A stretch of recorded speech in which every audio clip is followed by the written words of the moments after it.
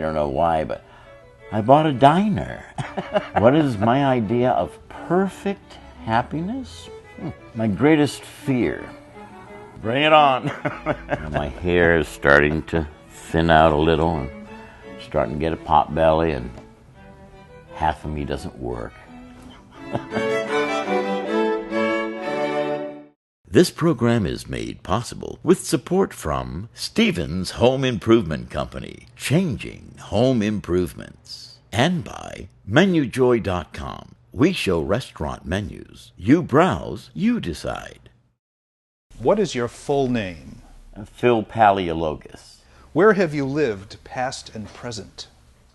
I lived in about 10 different states growing up, from South Carolina to Jamestown, New York, from Canton, Ohio to Tulsa, Oklahoma, New York City to Hot Springs, Arkansas, Charlottesville, Virginia, Boston, New Bedford, a lot of places. What have been your occupations, past and present? I've always been in radio. I got in radio when I was 16 years old in Hot Springs, Arkansas, and pretty much maintained, a finger in broadcasting throughout my years. And then a midlife crisis occurred, and I started selling jewelry for a short while when my wife was pregnant with our first. And about 2 years after that, I don't know why, but I bought a diner. And a lot of people say, well, why did you do that? And I think it was because of my heavy drinking at the time. What have been your hobbies, past and present? Well, I don't have really a hobby like tennis or perhaps, woodwork or anything of that nature. When you think of a hobby, you think of those things. What I love doing, though, is promoting causes that help people. It's not a hobby, though. It's it's a passion of mine.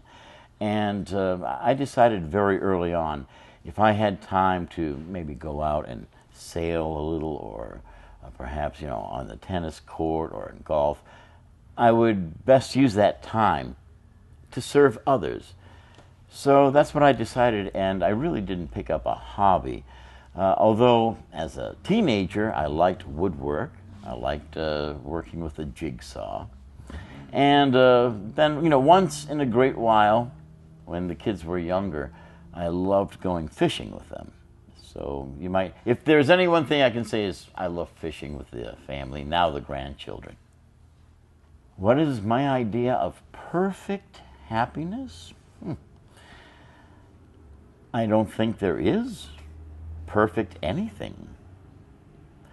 I have found that life is made up of imperfections, and many, many times it takes a lot of failure, it takes a lot of mistakes to just come back and try again. Perfect happiness, I would say the closest that I could get to happiness is to make sure that I know where my proper place is in life, meaning the Lord is first, then I come after that as the father of my family, work, friends, so on. When somebody says, well, what is your idea of perfect happiness? Happiness is something that I share with others when I give. So if there's any way to define happiness, it's when I share with others, when I can be of service to others, and when I'm in alignment with all the things that I should be doing and the way I should be living. That's how I would define happiness, but I don't think there's anything close to perfect happiness, unless I was a Buddhist monk. My greatest fear, to be honest with you, I don't fear too much. because I understand what my role is in life, and I understand why I'm here, and if anything should jeopardize my safety or whatnot, I know what comes after this life. I know that possessions, material-wise, are just like renting something. They're really not mine. So I don't have a real fear. I don't have a fear of losing. I don't have a fear of dying. I don't have a fear of, those kinds of things. What I don't like to see is, when a child is taken because of cancer, or, when our own grandchildren are perhaps in a car accident, or somebody's children are hurt in some way. Things like that. I don't fear them. I don't like them, but they're part of life. I don't think I have a fear, because it's more of, fear to me is something that we conjure up in our own minds. The person living that I admire very, very much is my mother, and I'll tell you why. She is a real example of never thinking of herself and always going out, helping the other person, making sure that the other person has, many times when it means she has nothing. So, that to me is the highest form of compassion and love one can share. And it just happens to be my mother. Some of that has come, although I can't even begin to emulate where she is. I have taken a little bit of her example as a seed for me, and hopefully my children will do the same. But as for living historical figures, I love people who find cures. I love people who find or discover things that are truly, a real boon for humankind. I love people like that who make the world better.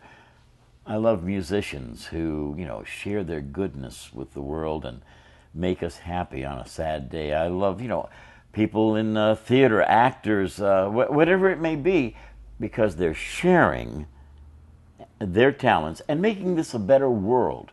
So I love people who make this a better world. What is the trait you most deplore in yourself? Oh, I deplore the fact that I say one thing and do another. The old, "You hypocrite." I find myself thinking that I won't do something, and there I go. I'm off on a fishing expedition doing just what I said I wouldn't do. Although, it's not something that's out of control. It's just discipline. There could be more self-discipline in the way I think, the way I live. What is your favorite journey? One of my most favorite journeys was years ago when my son Alex was a Boy Scout, and we'd go to Camp Cache a lot. I loved those kinds of journeys. I loved it when we went whitewater rafting with his Boy Scout troop and had a chance to bond in a way that, made that journey very, very special, and then go on to do other things. I loved the journeys that I'd take with my daughters as well.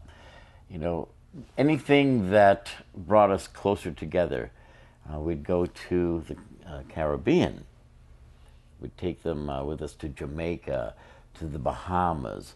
Journeys like that with my family were very, very special, very meaningful, because I was happy to share something that they never experienced.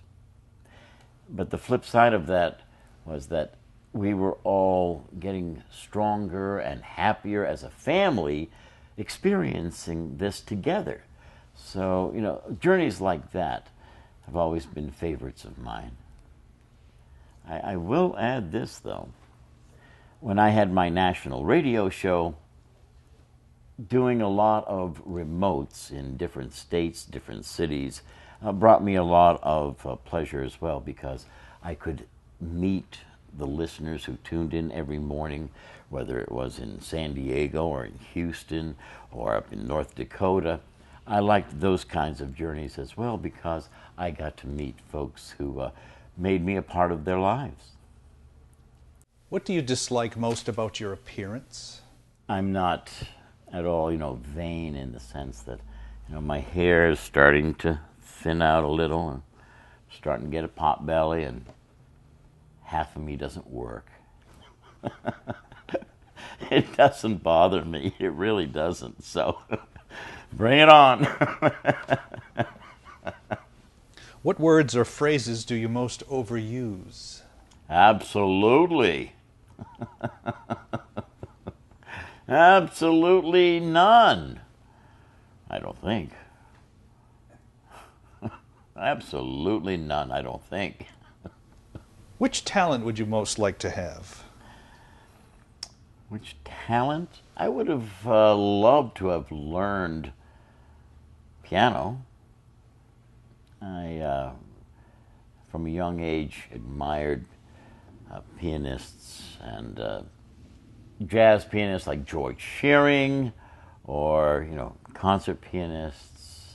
But I would have loved to have learned how to play the piano.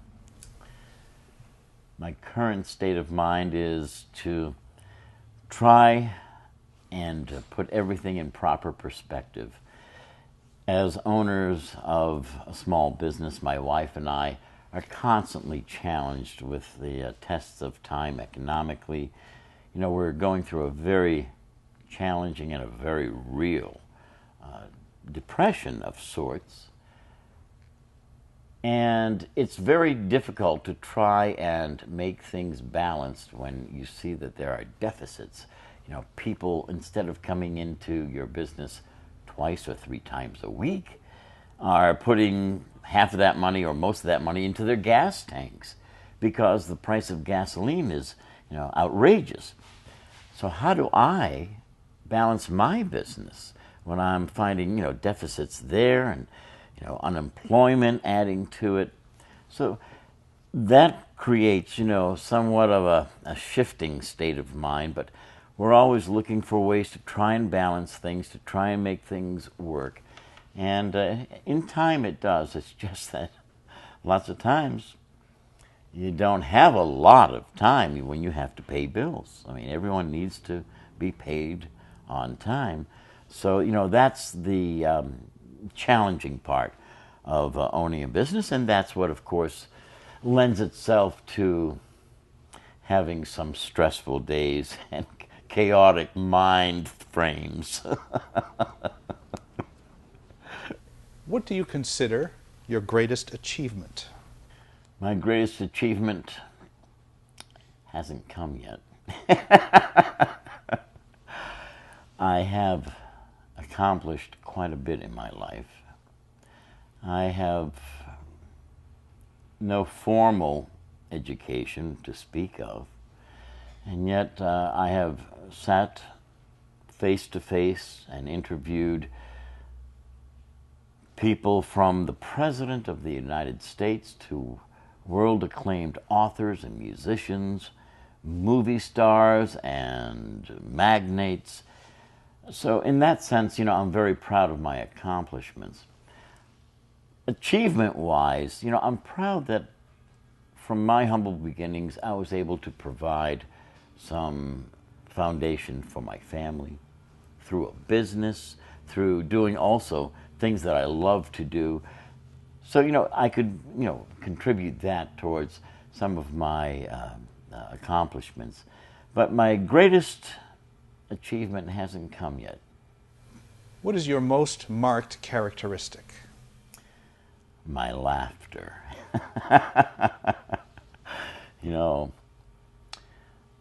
People can be intimidated very easily when I come around, because I'm very open, loud, physical. I love hugging. And lots of times people won't even look you in the eye nowadays. So when you contrast, someone who is like that with somebody who is, outrageously, hi, how are you? It could be a little bit intimidating. But it is, that's who I am, and I understand it. And I understand when people are intimidated, I back off. I usually pick up. I have sonar. My most treasured possession is this. Is a little band of gold. That's it. Because this reflects many years of sacrifice, many years of ups and downs, many years of smiles, and many years of the tears. This symbolizes everything that my life is made of. So this band of gold is my most treasured possession because it reflects more than anything all of the love and all of the hardships and all of the good things that have gone on in my life. It's all right there. $120. Not a bad deal, huh? How would you like to die? I don't care how I die. It doesn't matter. Whether I go in my sleep, whether it's in a plane crash with everyone saying, hold on, it doesn't matter. And here's why it doesn't matter. I know and I believe in my heart and my faith that after this life, after this existence, I will go someplace else. So it's not a death. It's just a transition. It's a passing. This body falls asleep, and then I go on to what the Lord has in mind for me. So it doesn't matter to me if the mode of me dying. It really doesn't. And I'm sure a lot of people are saying, oh, well, you don't want to suffer for 100 years, with some kind of disease. Well, of course, nobody wants to suffer a long time. But, within reason, it doesn't matter how I die because it just doesn't matter. It has no weight. My motto is very simple. Do unto others, be prepared that they will not do unto you, but don't allow that to change anything that you're doing for them. And dust off your ass once in a while when you fall down.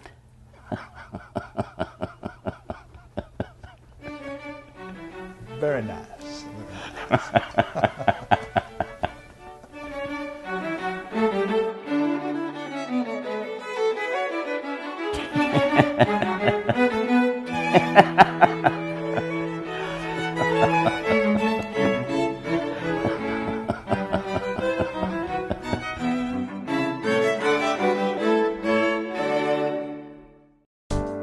Stevens Home Improvement Company is one of the leading home improvement contractors in southeastern Massachusetts.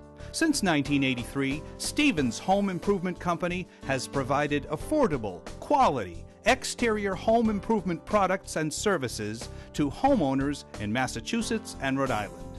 We have dozens of experienced home improvement specialists ready to serve you.